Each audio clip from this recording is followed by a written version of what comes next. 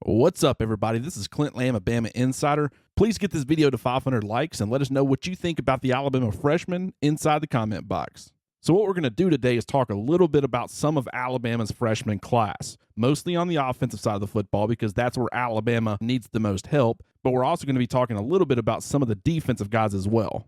So we'll get started with quarterback Ty Simpson, a five-star prospect out of Tennessee, who is more than likely going to serve as Alabama's number 3 quarterback. Now, Nick Saban has described Simpson as a guy who's really conscientious. He's really trying to learn, but he just needs to continue to get more and more opportunities within Alabama's offense before he's going to be ready to play any live game reps. Now, one of the things that I love most about Simpson is his ability to create, whether that be on the run or as a passer.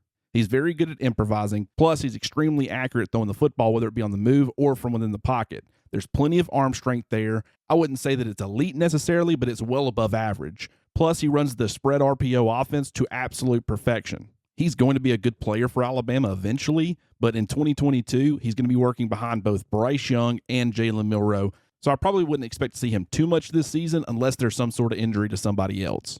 Now, the next position that we're going to focus on for Alabama are those freshman wide receivers, Kobe Prentice, Shaz Preston, and Kendrick Law in particular. Of course, Prentice is the one that everybody's talking about right now because he's been working with the first-team offense. And this is a guy who's only 5'10", 171 pounds, but he's got legitimate track speed. He feels like a 4'4" guy. He can pull away and create separation when going vertical. Plus, he's got top-notch short area quickness. He was a do-it-all type of talent in high school, playing outside receiver, slot receiver, running back, and even return man. But at Alabama, I certainly think he has the ability to play inside and out. And Alabama in recent years has loved those types of guys.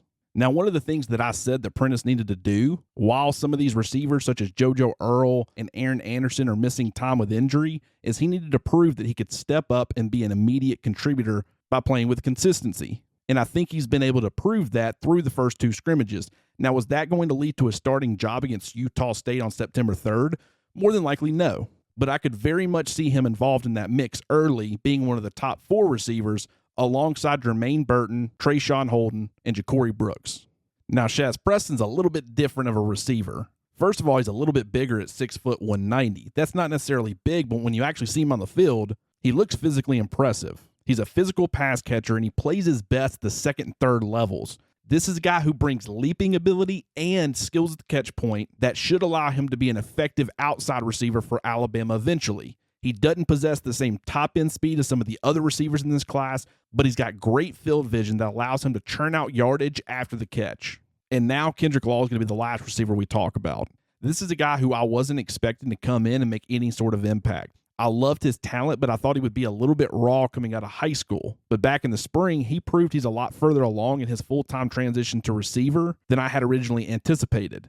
That gives me confidence that he's eventually going to work his way into a role, but maybe not in 2022. As we move on to the tight ends, we're now looking at a position where I'm not entirely sure that any of the young players are going to get significant week 1, game 1 action based off of the way that things have been trending in fall camp. There are 3 different options, Amari Black, Elijah Brown, and Danny Lewis, but none of them have done anything to make you think that they're going to be contributing against Utah State on September 3rd. As of right now, the expectation is that Cameron Latou is going to be back for that first game. But if he's not, you're probably looking at Robbie Oots and Miles Ketzelman as Alabama's top 2 tight ends for at least the first couple of games while Cameron Latou is still working his way back. Now, I've said multiple times since Latou got hurt that I think Amari Black is capable of eventually stepping into that mismatch role. He's not really an inline blocker. He's not going to help you in that area, but he's a big body guy at 6'4", 225 pounds who can win in contested catch situations, and he can create yardage after the catch despite the fact that he's a bigger body receiver. You can use him in the red zone or between the 20s, but it's just a matter of him establishing himself and proving that he's capable of stepping into a larger role and handling it with little to no issues. You know, last year, Nick Saban talked about how much of a benefit it is to have a mismatch problem at the tight end position. Because when you have a big body guy who's also athletic, it is very tough for the defense to be able to match both of those 2 things.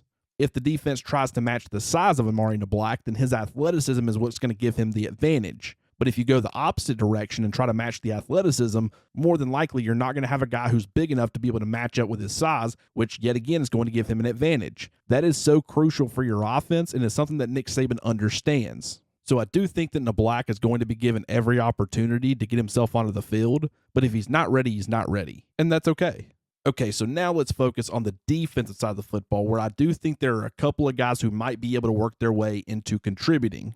The number one player is obviously going to be Jahiem Oatis, the defensive tackle out of Mississippi. This guy was a 4-star top 100 prospect coming out of high school, but a lot of people, myself included, really didn't think that he was going to be able to contribute in year one, mostly because I thought a lot of his focus would need to go towards losing weight. What did he do? He got to Tuscaloosa back in the spring and immediately started working on that and made significant progress. And then he continued to make that progress throughout the summer and even in the fall camp.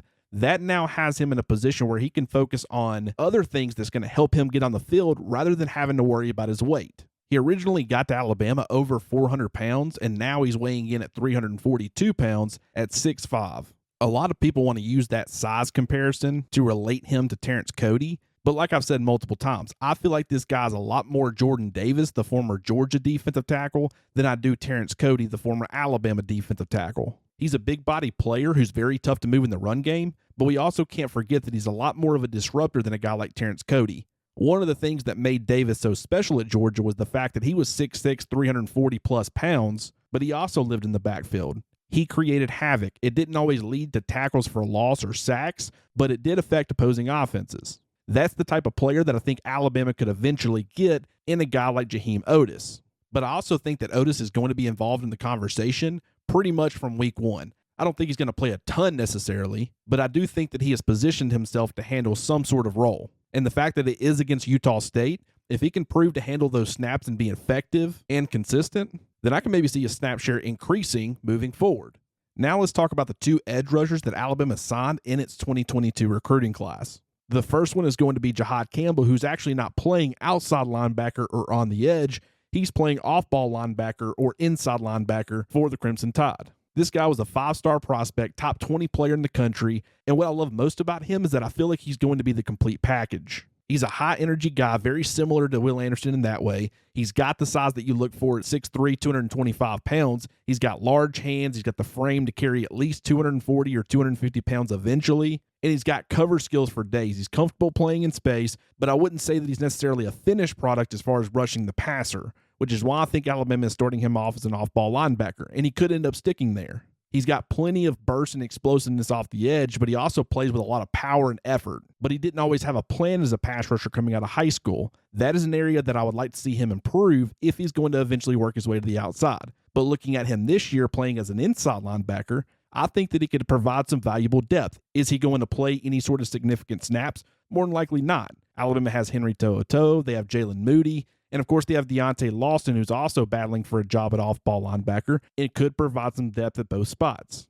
But to me, Jihad Campbell is the ultimate chess piece for down the road. The fact that he can play inside or out, I think he's good in coverage. I think he's a good pass rusher, and I think he's a good run stopper. There's just not a whole lot of weaknesses to his game right now. To me, his focus should be on learning and mastering the inside linebacker position before he starts worrying about positional flexibility. But once he's able to do that and once he gets comfortable, the sky's the limit for this guy. And the last player that we'll talk about is the other edge rusher that Alabama signed, which is also a 5-star prospect in Jeremiah Alexander. I saw where On3 compared him to Brandon Graham. I agree with that to some degree, but I also think some other comps could possibly be Carl Lawson, the former Auburn edge rusher, maybe a Courtney Upshaw in the way that Jeremiah Alexander arrived on campus, almost weighing 260 pounds, and then maybe he's got a little bit of Ryan Anderson as well. He's a top-notch power edge who can anchor well, and he understands leverage. He's a great edge setter against the run, but right now there's a little bit of a limited upside as a pass rusher, although I do think he'll be a good one. The only thing that I would be worried about right now is he maxed out as far as his physical abilities? But even if he is, he's already going to be in a good spot. As he continues to learn and master the defense, that's where I think he can really start to contribute for Alabama. The problem is what's ahead of him on the depth chart. You've got Will Anderson, you've got Dallas Turner, you've got Chris Braswell, and we've also been hearing some good things about Keanu Coate and Quandarius Robinson. So do I think that Alexander's going to contribute in year one on defense? More than likely not. But if he was pressed into action for whatever reason, I think you're getting a quality early down run defender who can also provide a little bit of pass rush. At the end of the day, I'm really excited to see what this guy can do. It just might not happen in 2022.